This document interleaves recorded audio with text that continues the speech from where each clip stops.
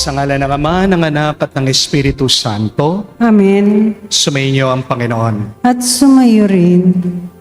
Mga kapatid, tayo namang lahat ay may pinagdarasal sa Diyos. Pero hindi lahat sa atin agad sinasagot ng Diyos.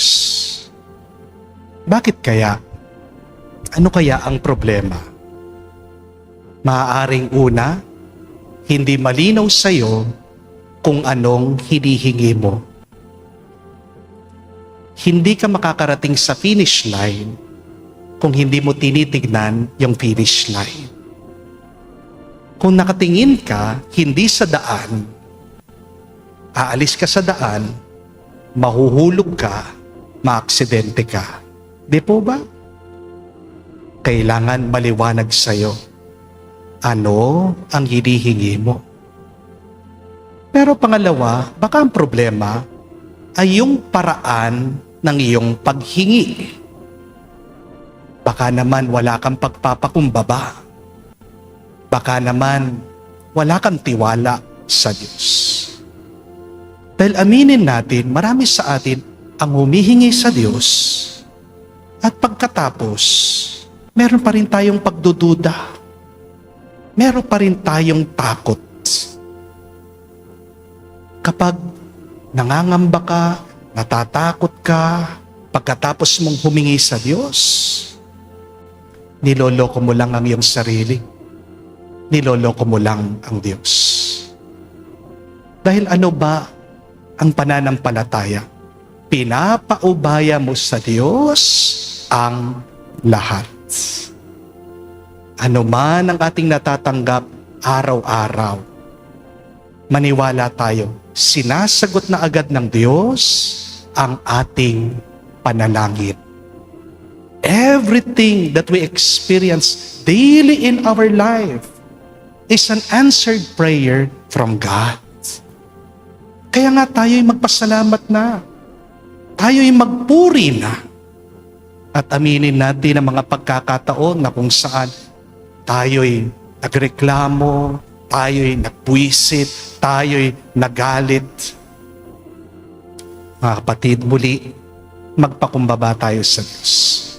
Tingin natin muli ang kanyang awa para minsan pa tayo'y makatanggap sa kanyang banal na katawan at dugo ang pinakamagandang sagot at grasya sa ating mga hinihingi sa Diyos. Inaamin ko Sa makapangyarihang Diyos at sa inyo mga kapatid, na lubha akong nagkasala sa isip, sa salita, sa gawa at sa aking pagkukulang.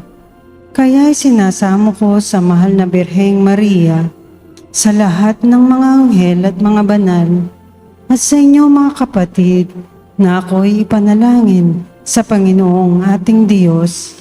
kaawaan tayo ng makapangyarihang Diyos, patawarin tayo sa ating mga kasalanan, at patnubayan tayo sa buhay na walang hanggan.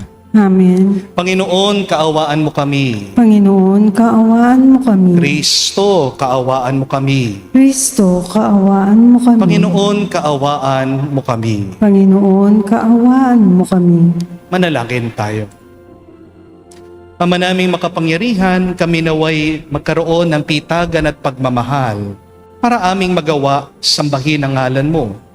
Sapagkat sa mga pinatatag ng iyong pag-ibig, ikaw ay walang pinapabayaang masadlak sa ligalig. Niluluhog namin ito sa pamagitan ni Jesucristo, kasama ng Espiritu Santo, magpa sa walang hanggan. Amen.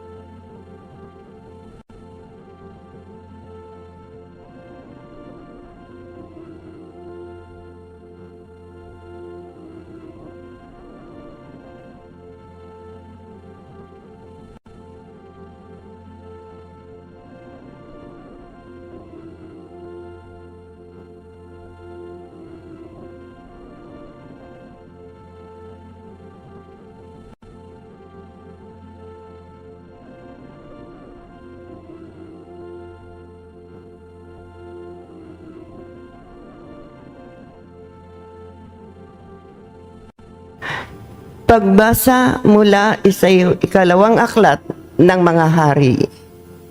Nang ikasampung araw, ng ikasampung buwan ng ikasyam na taon ng paghahari ni Sedekiyas, tinipon ni Nabucodonosor ang buho niyang ukbo. Kinubkob nila ang Jerusalem at pinaligiran ang mga bantayan. Ang pagkubkob nila ay tumagal ng May 2 taon. Nang ikasyam na araw, ng ikaapat na buwan ng pagkubkob sa Jerusalem, umabot na sa skudulan ang taggutom sa buong lungsod. Noon, nabutas ang isang bahagi ng pader ng lungsod. Nang makita ito ni Haring Sedekiyas, kinagabihan ay tumakas siya patungong Araba, kasama ang kanyang mga kawal. Doon sila dumaan sa pintuan ng dalawang pader, malapit sa hardin ng palasyo. Ngunit, ang lungsod ay naliligid ng mga Kaldeo. Tinugis sila ng mga ito at inabutan sa kapatagan ng Jericho. Kaya, nagkanya-kanyang takas ang kanyang mga tahuan. Nabihag si Sedekiyas at iniharap sa hari ng Babylonia na nasa Ribla. At doon siya hinatulan. Pinatay nila sa harapan ni Sedekiyas ang mga anak nito. Dinukit ang mga mata at gapos ng tanikalang dinala sa Babylonia. Nang ikapitong araw ng ikalimang buwan ng ikalabinsyam na taon ng paghahari ni Nabucodonosor, pinasok ni Saradan ang Jerusalem, kapitan ng kanyang mga tanod. Sinunog niya ang templo, ang palasyo, at ang lahat ng bagay doon. Wala siyang tinira. Ang mga pader ng lungsod ay giniba naman ng mga kawal na kasama ni Nabuzaradan. Dinala nilang bihag, natitira pang Israelita, pati ang mga sumuko sa hari ng Babylonia. Ang iniwan lamang niya roon ay ang ilang mahihirap upang magbungkal ng lupa at mag-alaga ng mga ubasan. Ang salita ng Diyos. Salamat sa Diyos. Kung ika'y aking limutin, wala na akong aawitin. Kung ika'y aking limutin, wala na akong aawitin. Sa pampang ng mga ilog nitong bansang Babylonia, kami rooy nakaupong tumatangis sa tuwinang ang iniwan naming Siyon ay aming maalala. Sa sanga ng mga kahoy sa tabi ng ilog nila, isinabit namin doon yung dala naming lira. Kung ika'y aking limutin, wala na akong aawitin. Sa amin ay iniutos ang sa amin ay lumupig, nang aliwin namin sila ng matamis naming tinig. Tungkol sa Siyon, yung paksa, ninyong nais nilang awit. Kung ika'y aking limutin, wala na akong aawitin. Paano namin aawitin ang awit ng Panginoon? Samantalang bihag kaming nangingibang bayan noon. Ayaw ko na ang lira ko yawakan pa at tugtugin. Kung ang bunga sa pagtugtog, limutin ang Jerusalem.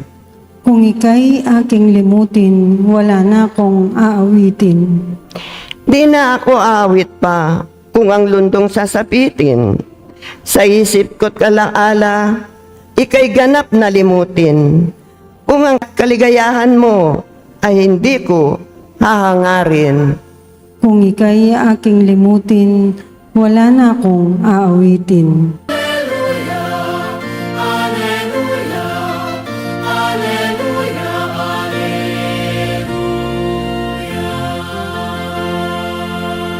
Hinako ni Jesucristo ang sakit ng mga tao upang matubos niya tayo. Aleluya, aleluya. Sumainyo ang Panginoon. at sumayo rin. Ang mabuting balita ng Panginoon ayon kay San Mateo. Papuri sa iyo, Panginoon. Nang makababa si Jesus mula sa bundok, sinundan siya ng napakaraming tao. Lumapit sa kanya ang isang ketongin at lumuhod sa harapan niya. Ginoo ang wika niya, "Kung ibig po ninyo, ako'y inyong mapapagaling." Hinipo siya ni Jesus at sinabi, "Ibig ko, gumaling ka." At pagdakay nawala ang kanyang ketong. "Huwag mo itong sasabihin kanino man," bili ni Jesus. "Pumunta ka at pasuri sa saserdote. Pagkatapos maghandog ka ng haing iniuutos ni Moises bilang patotoo sa mga tao na magaling ka na." Mga kapatid, ang mabuting balita ng ating Panginoon. Pinupuri ka namin, Panginoong Heso Kristo. Magandang araw po muli sa inyong lahat. Hindi ko po alam kung napansin nyo ito sa Ebanghelyo. Ang dasal po ng ketongin ay napakaikli. Hindi po siya nagbigay ng mahabang speech. Hindi po niya sinabi kay Jesus, "Panginoon, alam mo ang hirap ng buhay ko. Alam mo ang pinagdadaanan ko. Alam mo naman ang problema ko." 3 salita lang po ang laman ng dasal niya. "If you wish," kung ibig niyo. Napakasimple pero napakalalim. Kasi ang totoo, ang pananampalataya ay hindi lang po pagsasabi, "Lord, kaya mo." Ang tunay na pananampalataya ay pagsasabi rin, "Lord, bahala ka." May follower po tayo na parang nakaibigan ko na rin. Nag-message po siya sa akin kahapon. Sabi niya, "Father, please pray for me. Magpapa-interview po ako sa US Embassy. Sana makakuha po ako ng visa." Kaya pinagdasal ko po siya. Pero ito po ang aking dasal para sa kanya. "Panginoon, ang kagustuhan mo ang mangyari." Ilang oras po ang lumipas, nag-message po siya ulit sa akin. Ang sabi niya, "Father, denied po ako. It's my 3rd time. And for 8 years already, nagtatry po ako, pero wala pa rin." Sumagot po ako, sabi ko, "That's okay. Because your ways are not God's ways." Nag-text po siya ulit sa akin, sabi niya, "Ang unfair po ng buhay. Yung iba po, nakakakuha ng visa, hindi naman nila kailangan. Pero ako po, kailangan na kailangan ko. Bakit hindi ako pagbigyan ng Diyos?" At sumagot po ako sa kanya, sabi ko, "Thank God still that life is unfair." Kasi isipin mo, kung fair ang Diyos, tayong lahat dapat nasa impyerno na tayo. Hindi po ba? Kung gusto natin agad patas ang Diyos, bawat nagkakasala tayo, agad pinaparusahan tayo. Pero hindi. Hindi po ba? Nagkakamali tayo, nabibigo tayo, pinapatawad tayo ng Diyos, araw-araw, binabasbasan niya tayo. Thank God. God is not fair.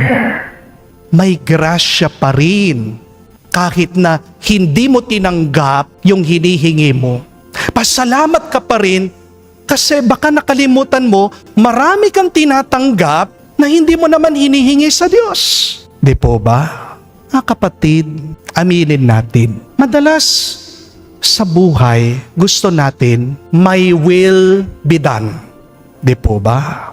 Pero gayahin natin yung dasal ng ketongin. Ano ang sabi niya? Your will be done. If you wish. Kung gusto nyo, Panginoon. Napansin niyo po ba? Hindi rin sinabi nung ketongin, "Lord, kaya mo akong pagalingin." Hindi niya inutusan ang Diyos. Hindi niya kinontrol ang Panginoon. Nagtiwala siya kay Jesus. Minsan kasi gusto natin, alipin natin ang Diyos eh. Di po ba? Gusto natin siyang sumusunod doon sa ating gusto. Di po ba? Aminin nyo. Pag nagdadasal kayo, ano sinasabi nyo? Lord, ito ang gawin mo. Lord, itong bigay mo sa akin. Lord, ito dapat ang mangyari. Para bang tayo ang boss? Parang ginagawa lang natin assistant ang Diyos. Hindi po ganon. Tayo'y mga anak niya. Siya ang Ama. At mas alam ng Ama ang kailangan ng anak. Di po ba? Meron pong isang napakagandang bahagi nitong ating nabasang ebanghelyo. Ang sabi po, Jesus stretched out His hands and touched him. Nilapitan po niya yung ketongin, hinipo po niya, hinawakan ni Jesus yung taong may sakit. At big deal po ito nung panahon niya. Nakakabigla po ito para sa mga Hudyo. Kasi po nung unang panahon ni Jesus, ang mga may ketong ay tinuturing nilang marumi. At kapag hinawakan mo yung marumi, nagiging marumi din ang iyong espiritu, ang iyong kaluluwa, ang iyong pagkatao. Yun po ang iniiwasan ng mga Hudyo. Pero tingnan niyo po yung nangyari dun sa eksena. Ang marumi, ginawang malinis ng tunay na malinis. The clean one made the unclean clean. Mga kapatid, baka hindi po natin napapansin. Marami sa atin, maraming tao ngayon may ketong ang kanilang kalooban. Hindi po ketong sa balat, pero may ketong ng kalungkutan. May ketong ng pagkabigo, may ketong ng galit, may ketong ng takot. Merong ketong ng pag-iisa. Marami po mga tao, pag nakita nyo sila, nakangiti. Pero sa loob nila, sugatan, wasak na wasak sila, durog na durog sila. Maraming mga tao ang nakalayo, nag-iisa, nasasaktan. Hindi lang po natin sila napapansin.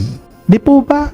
Pero ang mabuting balita, hindi takot si Jesus na hawakan niya ang sugat natin. Tayo minsan, tinatakpan natin ang ating sugat, tinatago natin. Pero paano tayo gagaling? Di po ba? Kung gusto mong gumaling, bumuti ang iyong nararamdaman, kailangan mong ilapit ito, buksan ito, pakita ito kay Jesus. Kaya gumaling yung taong may ketong, nilapit niyang kanyang sarili kay Jesus at hinipo siya ng Diyos. Pansinin niyo din po yun, napakaganda po nun. Bago gumaling yung ketongin, hinipo siya, hinawakan mo na siya ni Jesus. Jesus touched the leper before He healed him. Pwede naman po na pagalingin muna niya yung taong may ketong, di po ba? Bago niya hawakan. Pero hinawakan muna niya bago niya pagalingin. Bakit po niya ginawa yun? Kasi mas mahalaga maramdaman nung taong may ketong ang pagmamahal ng Diyos. At tandaan niyo po yan, mas mahalaga sa milagro na hinihingi mo ay ang pagmamahal ng Diyos. Anong kwenta ng himala kung matigas ang puso mo, kung malungkot ka, kung hindi mo nararamdaman ang pag-ibig ng Diyos? Di po ba? Huwag mong kamumuhian, kapatid. Yang paghihirap mo, yang pagsubok mo. Dahil sa ating mga pagdurusa, diyan niya tayo nilalapit sa Diyos. Di ba nararanasan natin parang totoong-totoo ang Diyos pag tayo'y nahihirapan, pag tayo'y nabibigatan? Di po ba? Yes, it may be painful for you, but that sickness, that problem, that challenge, that suffering is making you closer to God. And that is more important, more than the miracle, more than the answered prayer you're asking the Lord. Amen? Akala natin, minsan, mas kailangan natin ng malaking bahay, mas maraming pera, mas mataas na posisyon. Pero tandaan niyo, what you want is not necessarily what you need. Amen? Maraming mga tao ang may pera, pero kulang sa pagmamahal. Maraming mga taong sikat, pero malungkot sila. Maraming mga tao, merong bahay, mag-isa lang sila, wala silang pamilya. Meron po mga tao, malakas, malusog, pero pakiramdam nila, nag-iisa sila. My dear friends, trust. God knows what is best for you. Amen? Kung anong meron ka ngayon, yan yung kailangan mo. Binibigay yan ng Diyos sa'yo para sa pagpapabuti mo. Amen? Minsan, humihingi tayo ng pera, pero kapayapaan talaga ang kailangan natin. Minsan, humihingi tayo ng tagumpay, pero pahinga talaga ang kailangan natin. Minsan, humihingi tayo ng bagong trabaho, pero mas matibay palang pananampalataya ang kailangan natin. Humihingi din tayo ng himala, pero relasyon pala sa Diyos ang kulang sa atin. Kaya bago po pinagaling ni Jesus yung ketongin, pinaramdam muna niya sa kanya ang pagmamahal niya. Dahil alam ni Jesus, meron po mga sugat na hindi naaabot ng gamot. Merong mga sugat na hindi po nalulunasan ng pera. Meron pong mga sugat at sakit na hindi kayang pagalingin ng doktor. Tanging pagmamahal lang ang makakapagpagaling. Amen? Kaya minsan, kapag hindi agad binibigay ng Diyos yung hinihingi natin, sana wag tayong agad magalit. Amen? Kapatid, hindi kanya pinagkakaitan.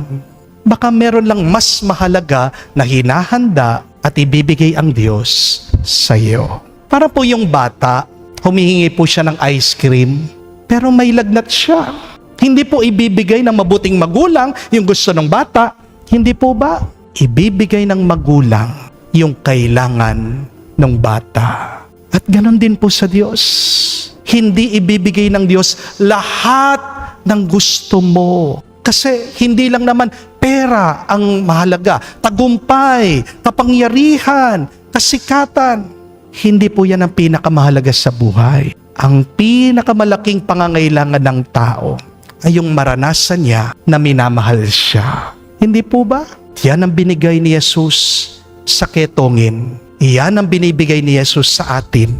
Magsimba ka, mararanasan mo yan. Amen? Kaya nga po, bago po binago ni Jesus yung balat ng ketongin, binago muna niya yung puso niya. At baka yan ang ginagawa ng Diyos sa iyo. Bago niya baguhin yung lifestyle mo, binabago muna niya yung nandun sa loob mo.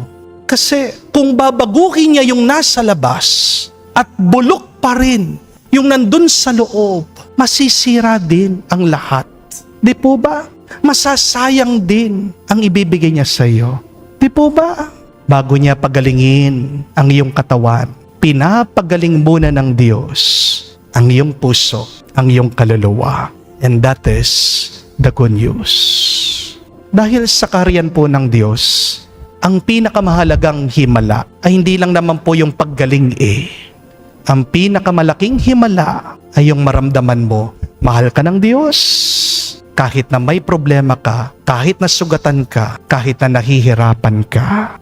Mga kapatid, iiwanan ko po ito sa inyo. Tandaan niyo po ang kahulugan ng trust. Spell trust, T-R-U-S-T. Memorize this. T stands for trust God's power. Magtiwala ka sa kapangyarihan ng Diyos. R means remember God's love. Alalahanin mo, mahal na mahal ka ng Diyos. U stands for understand God's timing. Binibigay sa iyo ng Diyos sa takdang panahon ang kanyang grasya. S stands for surrender your plans. Mas maganda ang plano, ang pangarap ng Diyos kesa sa iyong pangarap. T stands for thank God in advance. Magpasalamat ka na kahit na hindi mo pa nakikita yung sagot sa iyong dasal. At katulad ng ketongin, lumapit ka kay Jesus. Sabihin mo kung ibig mo. If you will it, if you desire it. Yan po yung tatlo na pinakamakapangyarihang salita para masagot yung dasal mo. Maghintay ka lang. Maririnig mo din sa kaibuturan ng iyong puso ang sagot ni Jesus. Ibig ko huwag kang matakot. Mahal kita, kasama mo ako, at mapapasayo ang iyong hinihiling. Mga kapatid, palagi natin dasalin po itong tatlong napakamakapangyarihang salita. Day by day, as you begin your prayer, say, if you wish, if you will it, kung ibig niyo, at makikita niyo at mararanasan ang bendisyon, pagpapala at himala ng Diyos. Amen. Tumayo po tayo, alay po natin sa Diyos ang ating mga dasal at panalangin tulad ng ketungin sa Ebanghelyo na humihingi ng saklolo para gumaling. Lumapit tayo ngayon na may pananalig sa ating Amang nasa langit upang bigyang pansin niya ang ating mga panalangin. At sabihin, Panginoon, dinggin mo kami. Panginoon, dinggin mo kami. Ang simbahan naway hindi magkulang sa kanyang pagtanggap sa mga isinasantabi at nakakaligtaan ng lipunan. Manalangin tayo sa Panginoon. Panginoon, dinggin mo kami. Ang mga nagsasaliksik sa paggagamot, naway gabayan ng Panginoon upang makatuklas sila ng angkop na gamot sa mga sakit na hindi pa nalulunasan. Manalangin tayo sa Panginoon. Panginoon, dinggin mo kami. Ang ating komunidad naway tumulong ng may pag-ibig at kalinga sa mga taong nakakaligtaan ng lipunan. Manalangin tayo sa Panginoon. Panginoon, dinggin mo kami. Sa katahimikan po ng ating puso, banggitin natin, sabihin natin sa Diyos ang ating mga personal na pangangailangan. Ama naming Diyos, pinalalakas kami sa aming panalangin ng iyong mga handog na kagalingan at kapayapaan. Hiniling namin ito sa pamagitan ni Kristo aming Panginoon. Amen.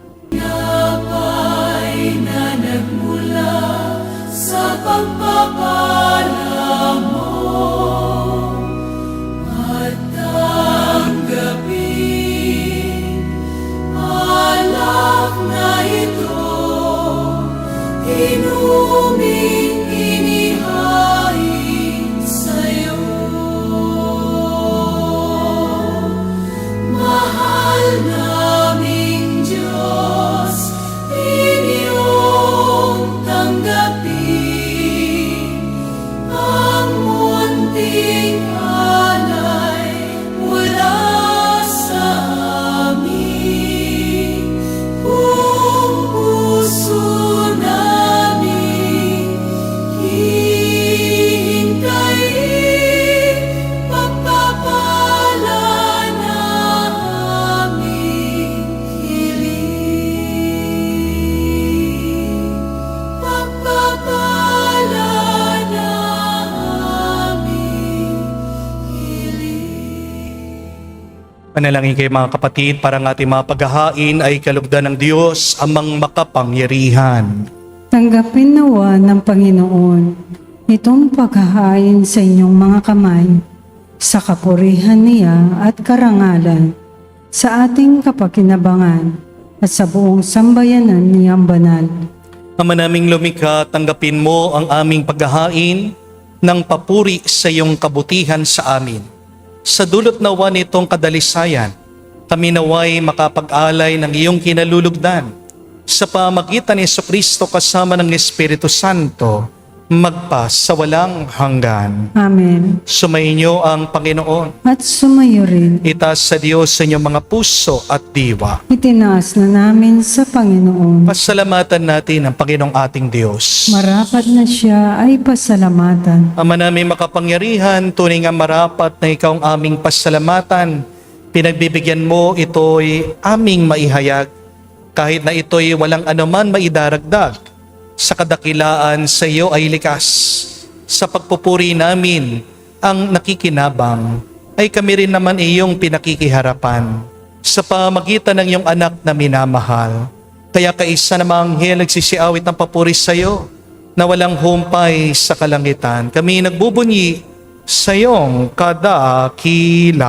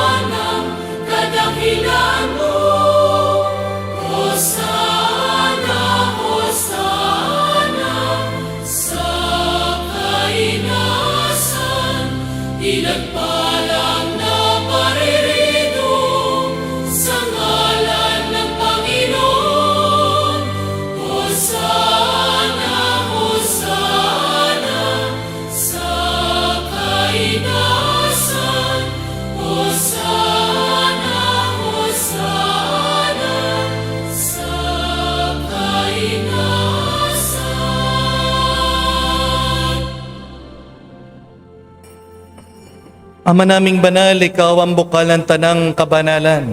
Kaya't sa pamagitan ng iyong Espiritu, gawin mong banal ang mga kaloob na ito upang para sa amin maging katawan at dugo ng aming Panginoong Heso Kristo.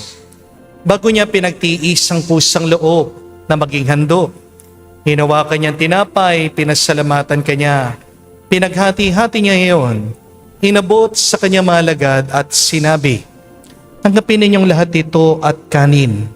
Ito ang aking katawan na ihahandog para sa inyo."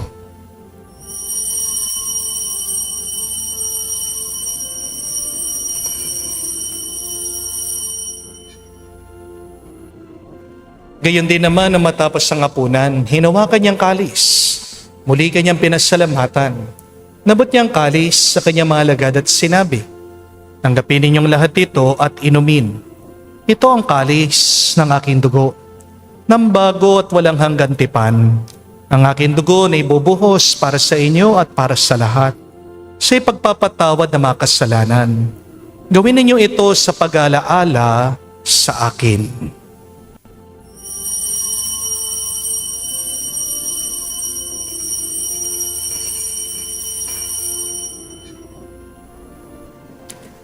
Ang misteryo ng pananampalataya.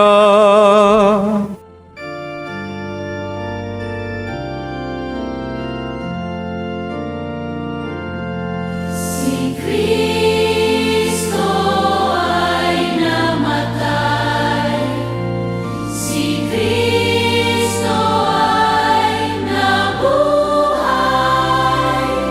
si Kristo ay babalik sa wakas, sa wakas, sa wakas ng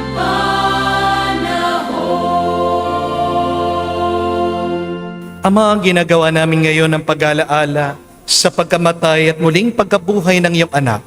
Kaya tinialay namin sa iyong tinapay nagbibigay buhay at ang kalis na nagkakaloob ng kaligtasan. Kami nagpapasalamat dahil kami iyong minarapat na tumayo sa harap mo para maglingkod sa iyo. Sinasamo namin kami magsalo-salo sa katawan at dugo ni Kristo ay mabuklod sa pagkakaisa sa pamagitan ng Espiritu Santo. Ama, lingapin mong iyong simbahan, laganap sa buong daigdig.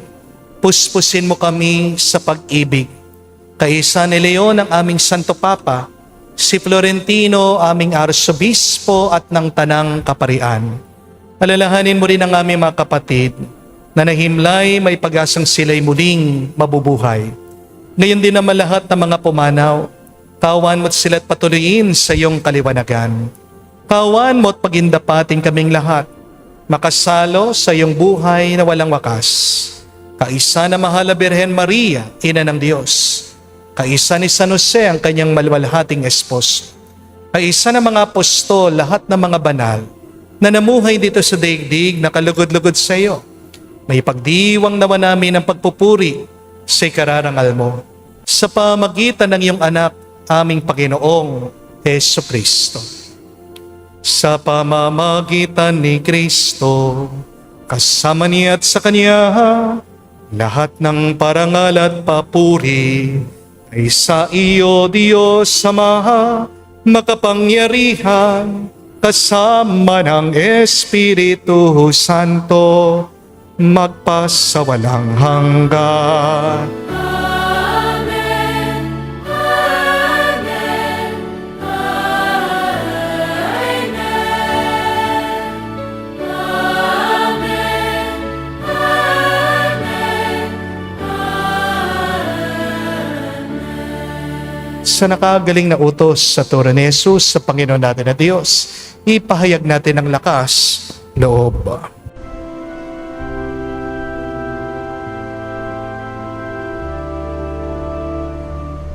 Ama namin, sumasalangit ka, sambahin ang ngalan mo, mapasa amin ang kaharian mo,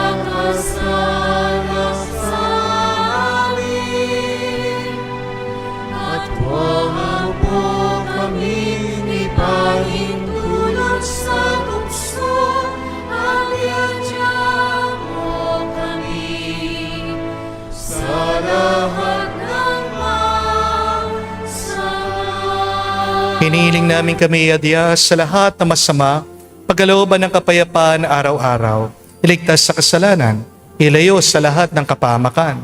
Samantalang aming pinanabikan na dakilang araw ng pagpapahayag ng tagapagligtas naming si Jesucristo. Sapagkat iyo ang kaharian at ang kapangyarihan at ang kapurihan magpakailanman. Amen. Panginoong Jesucristo, sinabi mo sa mga apostol, kapayapaan ang iniiwan ko sa inyo. Ang aking kapayapaan binibigay ko sa inyo. Tungayan mo ang aming pananampalataya at huwag ang aming pagkakasala. Pagkalooban mo kami ng kapayapaan at pagkakaisa ayon sa iyong kalooban, kasama ng Espiritu Santo, magpa sa walang hanggan. Amen. Kapayapaan ng Panginoon ay laging sumainyo. At sumayo rin. Magbigayan po tayo ng kapayapaan sa bawat isa. Peace with you po. Kapayapaan po sa inyong lahat.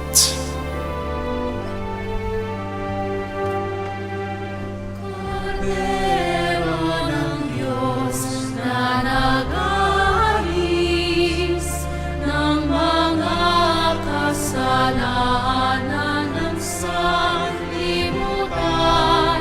maawa ka sa amin. Maawa ka sa amin. Kordero ng Diyos na nag-aalis ng mga kasalanan ng sanlibutan, maawa ka sa amin. Maawa ka sa amin. Kordero ng Diyos na nag-aalis ng mga kasalanan ng sanlibutan, ipagkaloob mo sa amin ang kapayapaan. Tanggapin ang kanyang katawan at dugo. Mga kapatid, naririto ang ating Panginoong Jesucristo, ang Kordero ng Diyos. Siyang nag-aalis sa mga kasalanan ng sanlibutan. Mapalad tayong lumalapit sa piging ng Kordero. Panginoon, hindi ako karapat-dapat na magpatuloy sa iyo. Ngunit sa isang salita mo lamang ay gagaling na ako. Komunyon tayo'y pinubuklod upang maging saksi ng kanyang pagtubos. O Jesus na maamo at mapagpakumbaba, hubugin mo ang puso namin iyong nilikha. Naway sa pag-ibig mo kami mamuhay at sa iyong kaharian magalak magpakailanman.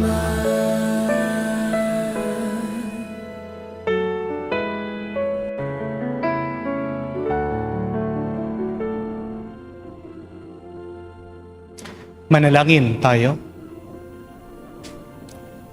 Ama naming mapagmahal, kaming nakinabang sa katawan at dugo ng iyong anak ay sumasamo sa iyong habag upang ang aming taimtim na ginanap ay maging pagtanggap namin sa tiyak mong pagliligtas. Sa pamagitan ni Jesucristo kasama ng Espiritu Santo, magpa sa walang hanggan. Amen. Tandaan niyo po ang ibig sabihin ng trust. T-R-U-S-T. T, trust God's power. R, remember God's love. U, understand God's timing. S, surrender your plans.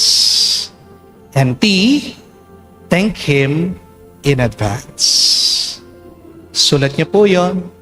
Araw-araw, memorize nyo, tandaan nyo, Lalong-lalo na pag kayo'y nangangamba, lalong-lalo na pag kayo'y nalulungkot, lalong-lalo na pag kayo ay nagdududa.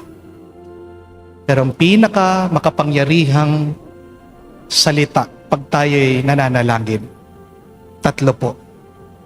If you wish. Kung iibigin mo. Kung gugustuhin mo. Hindi dapat my will be done. Dapat your will be done. Wag mong pipilitin, wag mong pwepersahin ng Diyos. Kasi tandaan mo, mas alam ng Diyos ang mas nakakabuti sa'yo. Huwag kang mag-alala. Hindi ka ililigaw ng Diyos. Parang sa Waze, hindi po ba? O sa Google Maps. Kahit na hindi mo sinundan yung daan, tumahak ka ng ibang daan, magre-recalculate yan. Ihahanap ka niyang daan.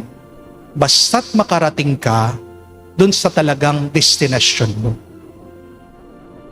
Kaya, napakahalaga na sumunod tayo palagi sa Diyos. Huwag dapat nating sundan ang sarili nating kagustuhan. Pag nagmamatigas ka sa Diyos, anong po nangyayari sa matigas? Nababasag. Hindi po ba? Pero kapag sumusunod ka sa Diyos, diyan ka niya mapupuno ng pagpapala.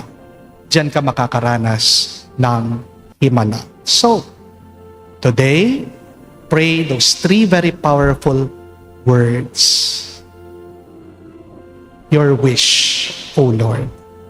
If you desire, O Lord.